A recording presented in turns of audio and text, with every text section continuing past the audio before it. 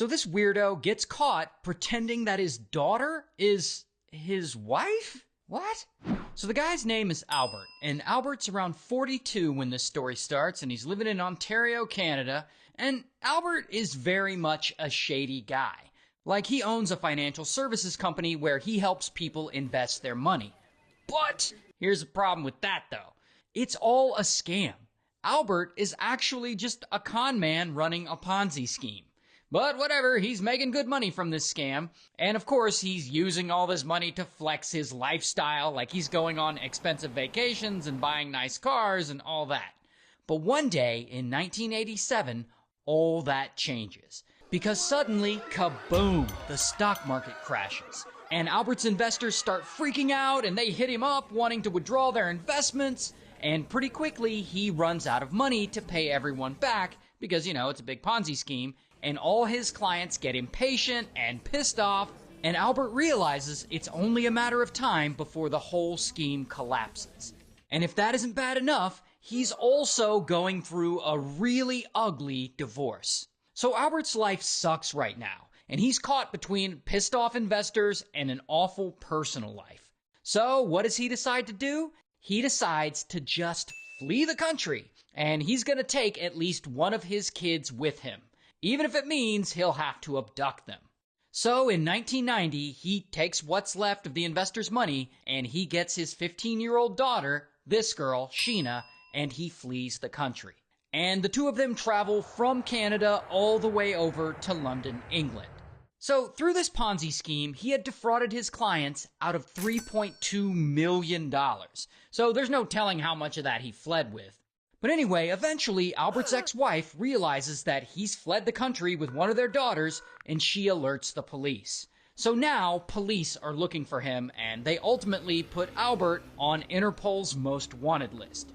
Meanwhile, Albert and Sheena get to London, and they don't stay there too long. They move to Paris, and then to Geneva, because they're trying to leave a false trail for the police. And after bouncing around for a while, in 1991, Albert finally settles in Harrogate, in England. Which is like a quiet, low-key town, the kind of place where someone could easily slip under the radar. And so there, he and Sheena chill and they try and blend in. And by this point, Albert, he's changed his name, and they're pretending that his 15-year-old daughter, Sheena, is actually his wife. Because he thinks it would look suspicious traveling around with a 15-year-old girl. So he tells everyone that this is his wife, and Sheena goes along with it. But I guess it works. People think Albert is a normal guy and, he gets a job, and he and Sheena even start going to church every Sunday, and no one around them suspects a thing. Here's the thing, though. Although everything is going fine so far, Albert knows that he can't just rely on a fake name forever, because all it takes is one background check, and he'll be exposed as a fugitive. So he decides that he needs a real identity. One for himself and one for his daughter Sheena. But how do you pull that off when you're a wanted man?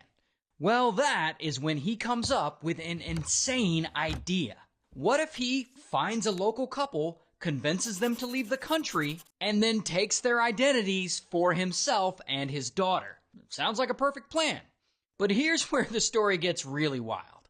One day in 1992, Albert walks into a fine art auctioneer's shop looking for some paintings, and there he meets this woman, Elaine.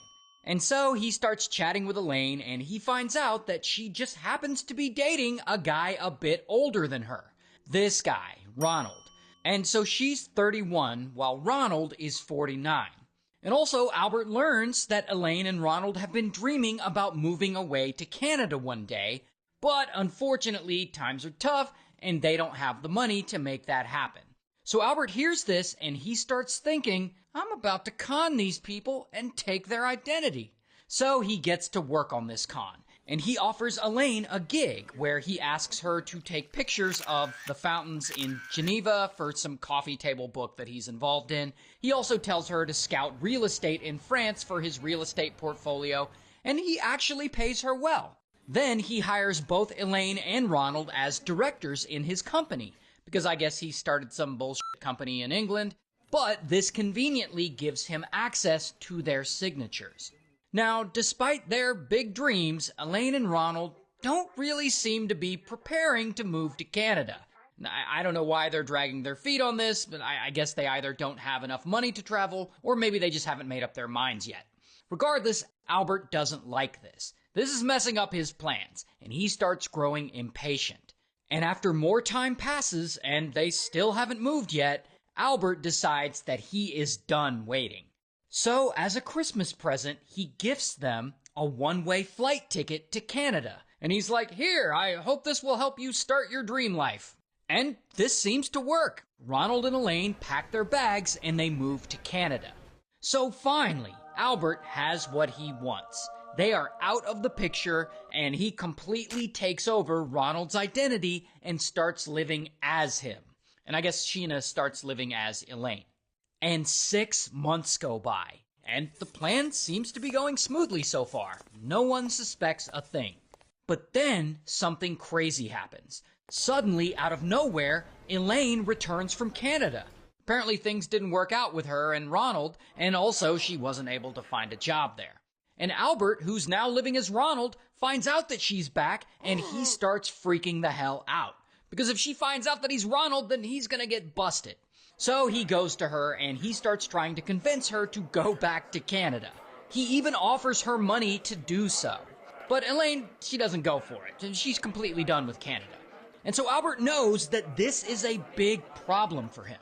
So in 1994, he quietly moves away from Harrogate. First to Devon, then to Essex, so that she won't uncover his new identity. And if things couldn't get bad enough for him, then Ronald, the real Ronald, also moves back from Canada. So at this point, Albert knows that it's only a matter of time before he's exposed. And he decides that the only thing he can do is murder Ronald.